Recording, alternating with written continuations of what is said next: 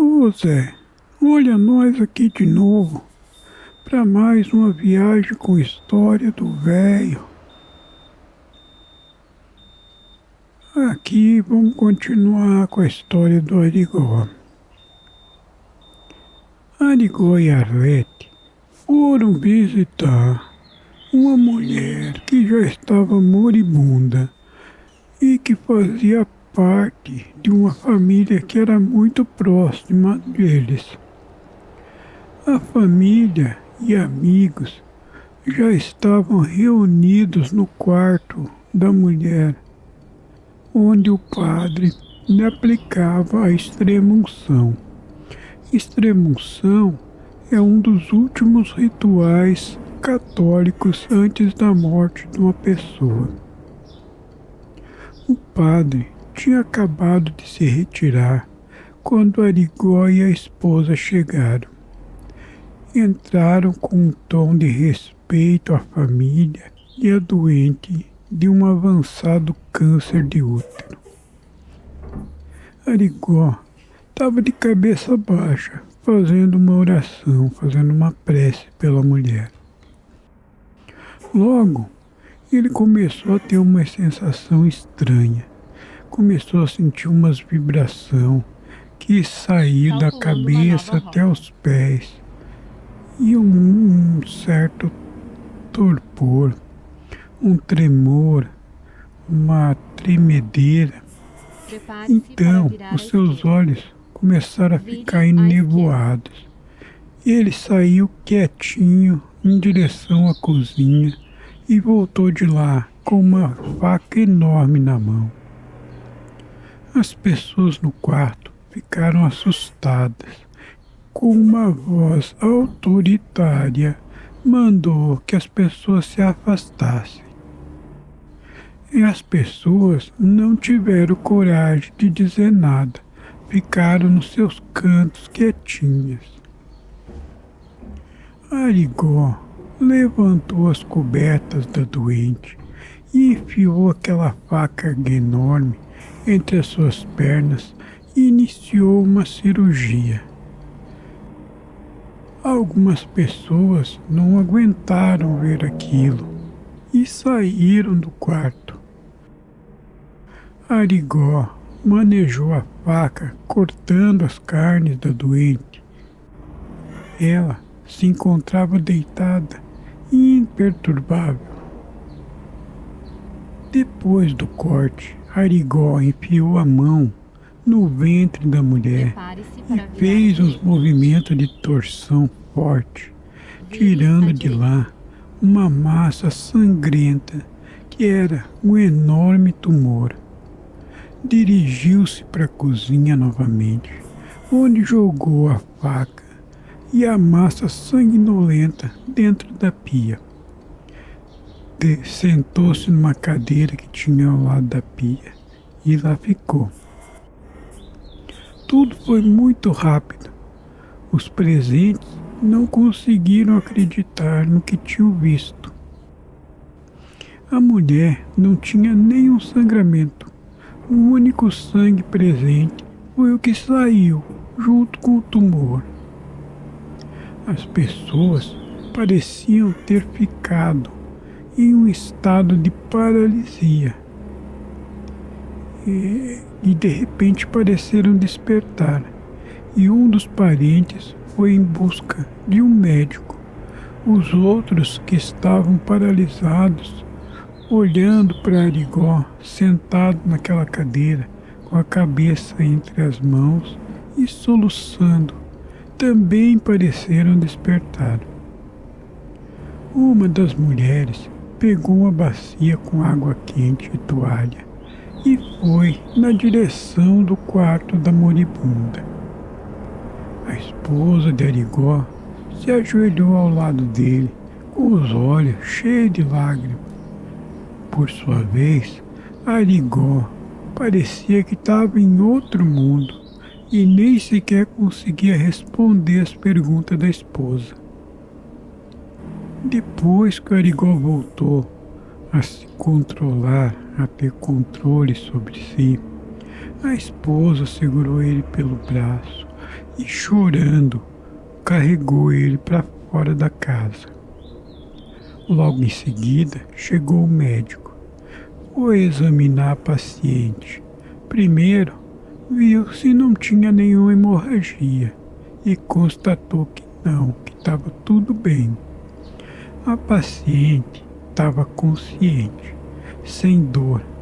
Os sinais vitais eram normais e sem nenhum desconforto.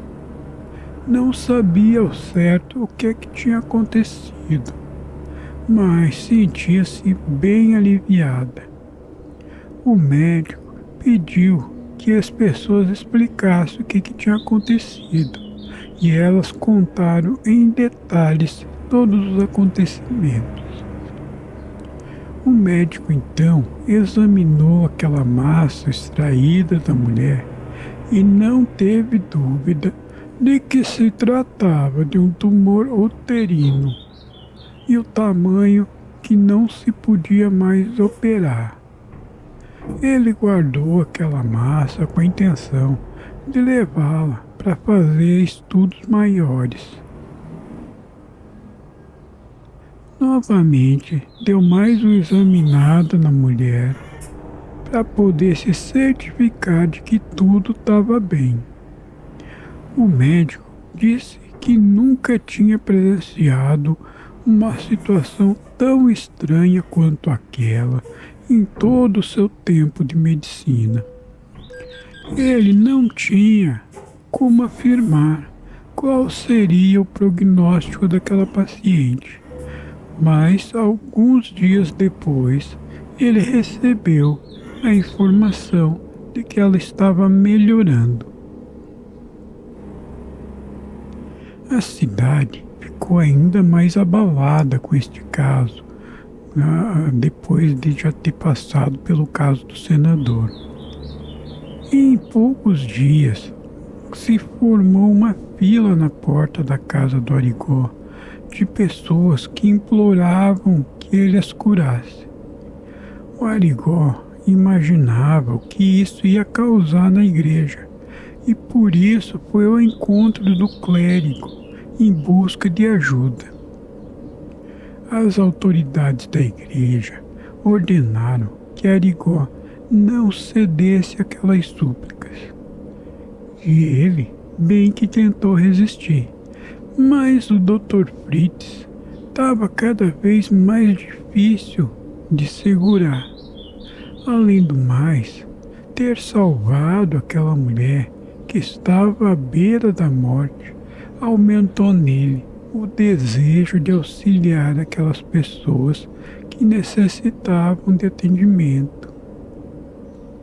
Centenas de pessoas já se ajuntavam à sua porta e certa manhã ele abriu a porta e começou a atendê-los, um por um.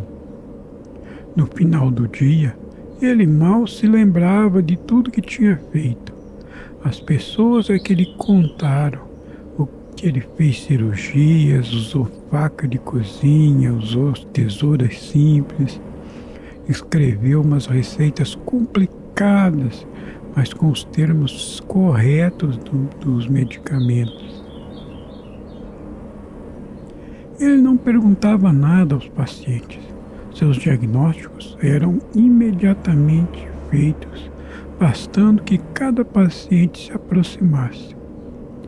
E novamente as pessoas eram tratadas sem dor e sem sangramento. Elas se surpreendiam quando ele falava, porque era sempre com o sotaque alemão. A vida doméstica do Arigó se tornou um caos.